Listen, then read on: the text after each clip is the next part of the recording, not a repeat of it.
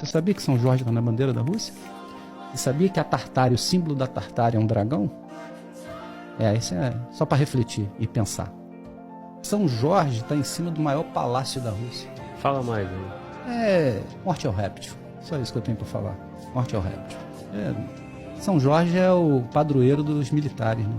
E se ele está matando o réptil não é coisa boa. Pelo menos é assim que se espera. Morte ao réptil. Os reptilianos são seres alienígenas que não são bons. Já mostra quem é quem. Se São Jorge está matando o réptil. Mas também diz sobre o reconhecimento do russo. Olha aí, tá começando a entrar na pegada. Eu deixei uma charada porque é livre o pensamento, né? Ficar induzindo. Eu prefiro que as pessoas tenham os seus conceitos e não seus preconceitos. Você só vai ter preconceito se eu falar alguma coisa. Se você criar, não é preconceito de nada, é conceito seu. Não vai no meu conceito, estuda, lê, procure.